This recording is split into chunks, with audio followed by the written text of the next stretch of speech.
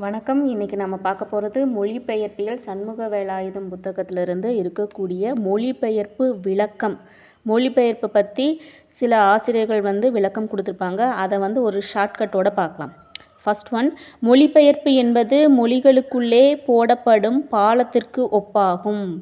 So பாலத்திற்கு ஒப்பாகும் யார் சொல்கிறாங்க அப்படின்னா ராமதேசிகன். நம்மளுக்கு பாலம் அப்படின்னு சொன்ன உடனே ஞாபகத்துக்கு வர்றது ராமேஸ்வர பாலம். ஸோ பாலம் அப்படின்னு கேட்டாங்கன்னா ராமதேசிகன். அடுத்தது, ஒரு மொழியின் கண் உள்ள சில அறிவார்ந்த இன்பியல் மரபுகளை மற்றொரு மொழிக்கு மாற்றுவதே மொழிபெயர்ப்பின் நோக்கமாகும். ஸோ இன்பியல் மரபுகளை மற்றொரு மொழிக்கு மாற்றுவது. ஸோ இன்பமாக இருக்கிறோம் அப்படின்னா நம்ம மௌனமாக இருப்போம் அப்படின்னு நினச்சிக்கணும். ஸோ இன்பியல் மரபு அப்படிங்கிறது மௌடன். அடுத்தது, ஒரு மொழியின் எண்ணங்களையும் கருத்துக்களையும் மற்றொரு மொழிக்கு மாற்றுகிற வழியாக அமைகின்றது மொழிபெயர்ப்பு. எனக்கு தெரிஞ்ச ஒரு சார் இருந்தார், பாலகிருஷ்ணன். நாம் எப்படி இருந்தாலும் அவருடைய வழிக்கு கொண்டு வந்துடுவார். ஸோ அதை ஞாபகம் வச்சுக்கிட்டு மாற்றுகிற வழியாக அந்த வழிக்கு கொண்டு வந்துடுவார். அப்படிங்கிற போது மீனாட்சி பாலகிருஷ்ணன். அடுத்தது, ஒவ்வொரு மனிதனின் மனநிலையினையும் கருத்தில் கொண்டால் மொழிபெயர்ப்புக்கு முடிவென்பதே இருக்காது. ஸோ முடிவே இருக்காது அப்படிங்கிற போது யார் சொல்கிறாங்க அப்படின்னா பிஷப் பான்கிராஃப்ட்.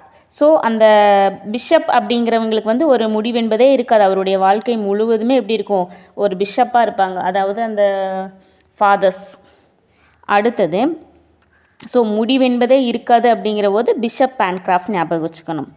அடுத்தது, எல்லா மொழிபெயர்ப்புமே ஒரு மாயை தான். அதனை தன் சூழ்நிலைக்கு தக ஏறக்குறைய சரியாக அமைந்து மொழிபெயர்ப்பாளரின் திறனால் மாறுபடுகின்றது அப்படின்னு சொல்கிறவர் நா. அப்புசாமி. ஸோ ஒரு மாயை, மொழிபெயர்ப்பு அப்படிங்கிறது ஒரு மாயை அப்படின்னு கேட்டாங்கன்னா பேராசிரியர் நா. அப்புசாமி. அடுத்தது, எடுத்துக்கொண்ட படைப்பு பொருளின் கருத்தும் நுட்பமும் தெளிவும் நயமும் தோன்ற ஏற்றவாறு கூட்டியும் குறைத்தும் சுருக்கியும் விரித்தும் பெயர்த்தும் அமைப்பதே மொழிபெயர்ப்பு அப்படின்னு சொல்கிறவர் மு. கணபதி பிள்ளை. இந்த இடத்துல கூட்டியும் குறைத்தும், இந்த கணபதி அப்படிங்கிறபோது பிள்ளையாரை ஞாபகம் வச்சுக்கணும். அந்த கடவுள் எப்படி கூட்டியும் கொடுப்பாரு, ஒரு சில நேரம் குறைத்தும் கொடுப்பாரு அப்படின்னு ஞாபகம் வச்சுக்கணும். அடுத்தது, எந்த ஒரு மொழிபெயர்ப்பும் தழுவலாகத்தான் அமையும். ஸோ எந்த ஒரு மொழிபெயர்ப்பும் தழுவலாகத்தான் அமையும் அப்படின்னு சொல்கிறவர் பின்லே. ஸோ தழுவல் அப்படின்னு கேட்டாவே பின்லே, ஒரு சேஃப்டி பின் குத்துற போது ஒன்றோட ஒன்று இணையுதா, ஸோ தழுவுதல். அந்த இடத்துல பின்லே அப்படிங்கிறத ஞாபகத்தில் வச்சுக்கணும். அடுத்து, மொழிபெயர்ப்பில் மூலத்தின் சுவையை ஒரு படைப்பாளன் எந்த அளவிற்கு தர முடியும் என்று கூற முடியாது அப்படின்னு சொன்னவர் ராஜேந்திர குமார். ஸோ ஒரு அரசர் எந்த அளவுக்கு தர முடியும் அப்படிங்கிறது யாருனாலையும் சொல்ல முடியாது அப்படின்னு ஞாபகம் வச்சுக்கலாம். அரசர் தர முடியாது அப்படின்னு சொல்லலாம். ஸோ எந்த அளவிற்கு தர முடியும் அப்படிங்கிறது சொல்ல முடியாது அப்படின்னு சொல்கிறவர் ராஜேந்திர குமார். அடுத்தது, எந்த ஒரு மொழிபெயர்ப்பும் அதன் கருத்தினை கவர்ச்சியினை எடுத்து சொல்ல முடியாது.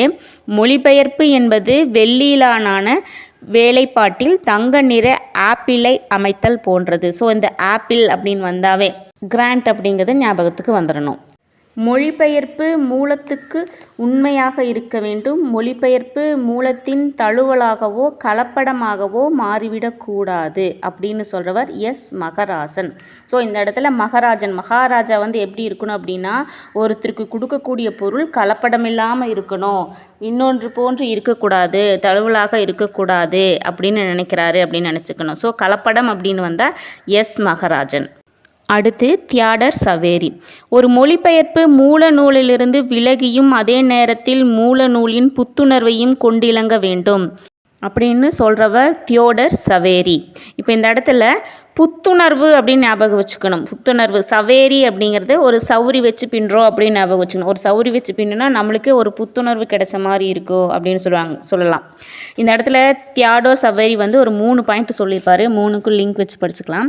அடுத்து பாருங்கள், ஒரு மொழிபெயர்ப்பு மொழிபெயர்ப்பாளரின் காலத்தை ஒட்டியதாக இருக்க வேண்டும். ஸோ தகுந்த காலத்துக்கு அந்த சௌரி வச்சு பின்னிக்கணும் அப்படின்னு வச்சுக்கலாம். அடுத்தது இன்னொரு பாயிண்ட் சொல்லியிருப்பாரு, மூலநூல் நேரடியாகவும் மறைமுகமாகவும் சரளமாகவும் மகிழ்ச்சியாகவும் அதே சமயத்தில் கம்பீரமாகவும் தோற்றமளிக்கணும். அந்த மொழிபெயர்ப்பாளரின் திறனை பொறுத்து இதில் ஏதாவது ஒன்று அமையும். கம்பீரமாகவும் அப்படின்னு சொல்லியிருக்காங்க.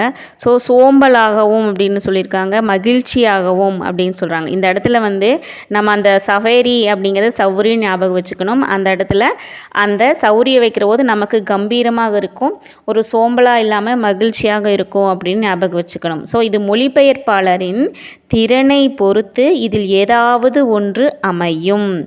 மூலநூல் நேரடியாகவும் மறைமுகமாகவும் சரளமாகவும் மகிழ்ச்சியாகவும் சோம்பலாகவும் கம்பீரமாகவும் ஒரு சில நேரங்களில் கம்பீரமற்றும் காணப்படும். அது அந்த மொழிபெயர்ப்பாளரின் திறனை பொறுத்து இதில் ஏதாவது ஒன்று அமையும் அப்படின்னு சொன்னவர் சஃபேரி. இந்த சஃபேரி அப்படிங்கிறது நம்மளுக்கு என்ன ஞாபகத்துக்கு வரணும் அப்படின்னா, அந்த சௌரி அப்படிங்கிறது வச்சு பின்னுற நமக்கு ஒரு புத்துணர்வை தரும். அது காலத்துக்கு ஒட்டியதாக நாம் வைக்கணும். அது வச்சோம்னா நமக்கு கம்பீரமாகவும் இருக்கும், நம்மளுக்கு சோம்பல் இல்லாமல் மகிழ்ச்சியாகவும் இருக்கும் அப்படின்னு ஞாபகம் வச்சுக்கணும். இப்போ ஃபஸ்ட்லேருந்து பார்க்கலாம். பாலம் அப்படின்னா நமக்கு ஞாபகத்துக்கு வரக்கூடியது ராமதேசிகன். ஒருத்தர் மாற்று வழியில் அவருடைய வழிக்கு கொண்டு வரணும் அப்படிங்கிறது மீனாட்சி பாலகிருஷ்ணன். மொழிபெயர்ப்பு அப்படிங்கிறது ஒரு மாயை அப்படின்னு சொன்னவர் அப்புச்சாமி. அடுத்தது கூட்டியும் குறைத்தும் அப்படின்னு கொடுக்குறவர் கணபதி பிள்ளை, கடவுள் அப்படின்னு ஞாபகம் வச்சுக்கிட்டோம். கிரானைட் அப்படின்னு வந்தோடனே நம்மளுக்கு தங்க நிற ஆப்பிள் அப்படிங்கிறது ஞாபகத்துக்கு வந்துடணும். ஃபஸ்ட்டு பார்த்த அந்த இன்பியல் மரபுகளை அப்படின்னு சொல்கிற போது நமக்கு மவுடன் அப்படிங்கிறவர் ஞாபகத்துக்கு வந்துடணும். அடுத்தது ராஜேந்திரகுமார் அப்படிங்கிறது அரசர் எந்த அளவிற்கு கூற முடியாது அப்படின்னு சொன்னவர். நீ அடுத்த வீடியோவில் பின்லே, அடுத்தது கோவிந்தராஜன் சொன்ன கருத்துக்கள் பார்க்கலாம். அடுத்தது மொழிபெயர்ப்புக்கு உண்டான வகைகள் பற்றி பார்க்கலாம். இந்த வீடியோ உங்களுக்கு பயனுள்ள வகையில் இருக்குன்னு நினைக்கிறேன். அதை பற்றிய கருத்துக்களை கமெண்ட்ஸில் சொல்லுங்கள். நன்றி.